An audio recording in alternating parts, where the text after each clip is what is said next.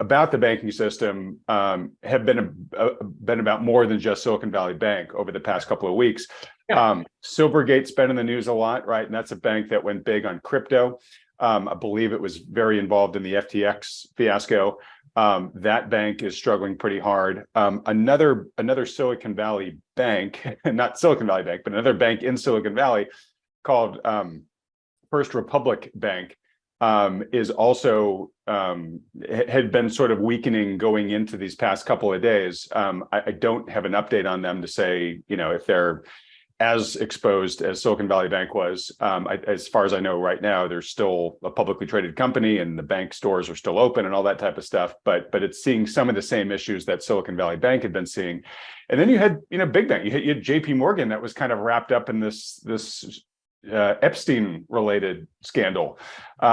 So you've had this increasing worry about what's going on in the banking system.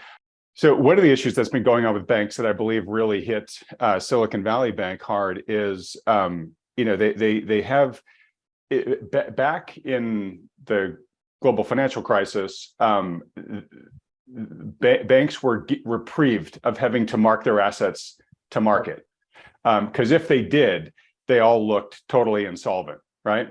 And so they were basically told, okay, you don't have to do that. Mark-to-market accounting was basically done away with, and that's okay. You can get away with that as long as there isn't this sort of run on the bank that you were talking about, Lance, right? And so what's happened with a lot of these banks now is they bought a lot of debt that they've been holding on to, and as interest rates have shot the moon, the market value of that short-term debt, has gone down. And again, that's fine if you can ride it out, right? But what was happening at Silicon Valley Bank is people were coming in and saying, "Hey, I want to take my deposits out of here," right? And so they were having to liquidate those assets to try to, give the money to the people that were taking their deposits out. And so they were taking real losses on these assets, which then, of course, got people more freaked out, and then more people wanted to go get their deposits out of there, and it became this vicious cycle. That's called a run on the bank. Yeah. But it's not just taking the money; it was forcing these losses that they just would have loved to have had a little more time to get back, right? Well, no. This has been my big beef since 2008. So in order to keep the banks capitalized, right, we passed this rule. We repealed Rule 157, which was mark-to-market accounting. We've never put it back. We have not required banks to mark-to-market their assets since 2008. So when you ever see these financial stress tests from the Fed says, "Oh, our banks are well capitalized," you don't know, because all those assets are market. Let me put it this way. There are still houses on the books of banks that have been basically in default for years, right? They are not at market value. And so, but that asset is still marked at 100 cents on the value. So when you start talking about, oh, banks are well capitalized, look at their books, you don't know, because we still don't mark to market. Everything is just, oh, I've got a crappy loan that's worth 20 cents on the dollar. Well, in my books, it's 100 cents on the dollar. That loan is just fine until something happens like this. And then all those roaches come out of the kitchen. And that's the big thing here. So, when you take a look right now, there's a lot of banks around the country, these regional banks. If you take a look at the KRE ETF, which is the regional bank index, it has been getting decimated over the last few days. And this is that, Silicon Valley Bank is the roach in the kitchen, right? As they always say, if you see one roach, there's always more. The question is, where are they, right? So we've been talking about for a while that, look, hiking rates this aggressively is going to break something at some point. We just didn't know what it was or where it was going to be. And this may not be it. Maybe Silicon Valley Bank is just one roach and that was it. Maybe that's the case. But there's a lot of other banks like Zion and others that these regional banks have a problem that JP Morgan doesn't. Good example, on Friday, the bankings were all the regional banks were getting killed. JP Morgan was positive during the day. So what is the difference between JP Morgan and, say, Zion's Bank? Well, the difference is that a lot of these regional banks don't have access to capital markets. In other words, they're not doing investment banking. They're not doing portfolio trading. They're not doing investment asset management. which all generate revenues and fees. So I have that revenue stream coming in. So if I've got a loss on the consumer banking side of the business because higher rates, people aren't taking out as many mortgages, I don't have as much loan demand because people don't want to pay, 7 or 8% for a business loan, whatever it is. So that side of the business gets hurt. But if I've got this investment banking financial side of my business, those revenues can offset that decline in consumer and commercial banking. The problem for a lot of these regional banks, they don't have that. They don't have that diversification. Yeah, exactly. Exactly. Their whole book is what? Commercial loans for commercial office buildings, which basically nobody's using anymore. Residential real estate, mortgage financing. That's their, right? So so interest rates up, it's just sucking capital out of the bank. And that's why, while Silicon Valley Bank may be the first casualty, there may be more coming down the road in these regional banks. I'm not saying that's the case. I'm just saying this is the risk we need to be paying attention to. We saw this back, you're too young, but I remember I was in it, the savings and loan crisis back in the early 80s. This is very reminiscent of what we saw back then in terms of the saving loans. Different situation, but this all comes down to interest rates and capital requirements. And what the Fed is doing is putting a lot of pressure on those regional banks, and we may see more failures come out of this. Yeah, and I think that's the important thing to note here, right? Which is Silicon Valley Bank, I think it was like the 19th or 18th largest bank in the US. It's a big bank, but it's not like a Lehman, right? Like this isn't something necessarily that's going to cause this cascade because Silicon Valley Bank itself failed. Right. But the trend that is causing Silicon Valley Bank to fail was overexposed to the trend, but the trend that's causing it is one that is a lot of other banks are exposed to. So to your point here is the trend may start causing potentially some sort of, I don't want to use the word cascade yet, but I mean, we could see a lot of failures for the same reason, especially amongst these regional banks. Yeah, well, Silicon Valley was exposed to a lot of venture capital loans, and look, there's a real risk that over the next 12 to 24 months. Now, it's a little bit different issue, but let's step back for just a second. 2020, 2021, massive run of IPOs and what these things were called SPACs, which were these special purpose acquisition companies. When a company wasn't even good enough to go IPO, we found a way to get them made public by doing a backdoor trick and putting them into a publicly traded shell and taking them public that way.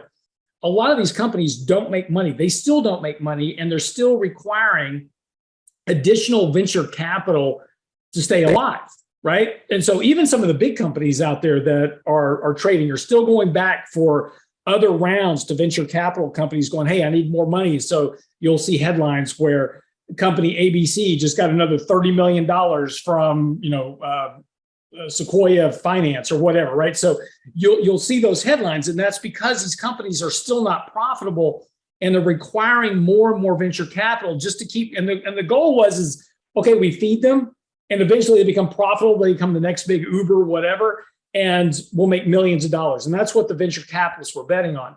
Now, all of a sudden, because interest rates are now at 5%, the cost of capital has gone way up, and the profitability of these companies, a lot of these companies have no path really to prosperity. Venture capital companies are going, I'm out. And Silicon Valley Bank is going to accelerate that process now. And so one of the big kind of parts, and I know hang on a second, Adam, I know you're just chomping at the bit here. Give me a second.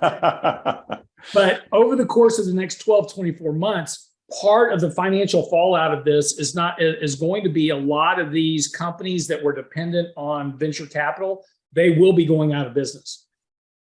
So you're going exactly where I want to, although this is again a vicious cycle. So the reason why companies were pulling their money out of Silicon Valley Bank, creating this issue, right, where they were being forced to sell their securities at a loss, right, and it just started compounding, is because there is what's been called a mass extinction event going on now in the startup world, because they're not getting that VC funding anymore, right? So they are drawing down their balances. Their burn rate is just sucking all this capital out of Silicon Valley Bank because they're just trying to stay alive and they're not adding to it, right?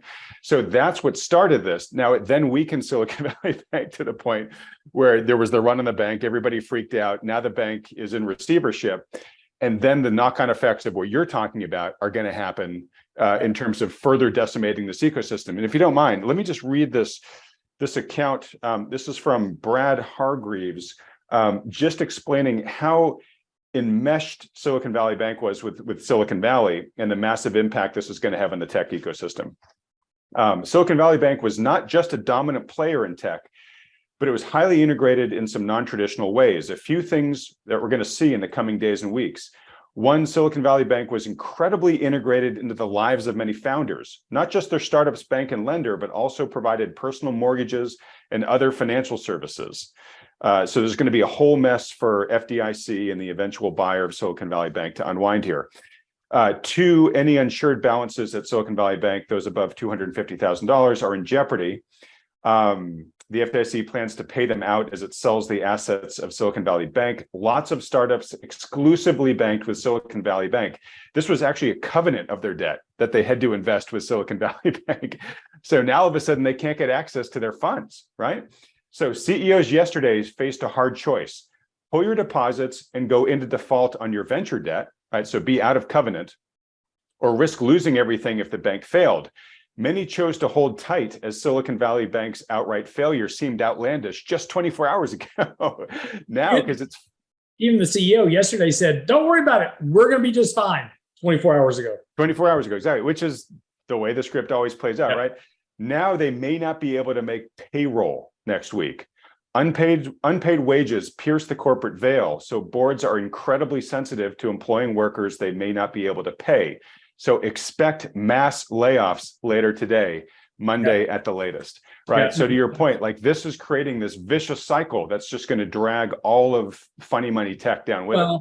And then now, yes, that, and then layer on top of this, massive amount of commercial real estate loans that people aren't using, right? People aren't going to the office, they're still working from home, a lot of that. There is a tremendous amount of unused office space that is going to continue to weigh on bank balance sheets. There's the risk now. Mortgage rates are up. So the further Fed hikes rates, the more mortgage rates go up, the more credit card rates go up. Defaults are going to start rising, and that again, when you take a look at the default rate for credit cards of major banks, it's pretty low.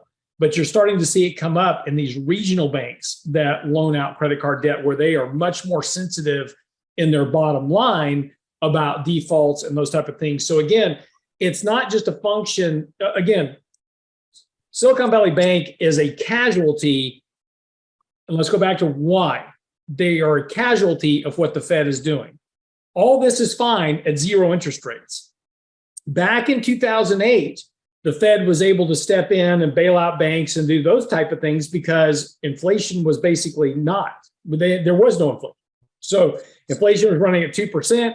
You had a recession, they could step in, they could cut interest rates to zero. They didn't have to worry about inflationary pressures. That's not the case today. Now you've got the Fed really in a box saying, okay, I've got potential real risk over here that's now developing in the financial system. And what have you and I been saying now for the last year, we've been doing this, is that the risk is an eventual financial or credit related crisis, right? That's, just in and of itself, everything is fine. There's just the Fed hiking rates. That's not a big deal. Inverted yield curves, no big deal until they cause a financial, economic, or credit related crisis. Well, here's potential, and I'm not saying this is it. Okay.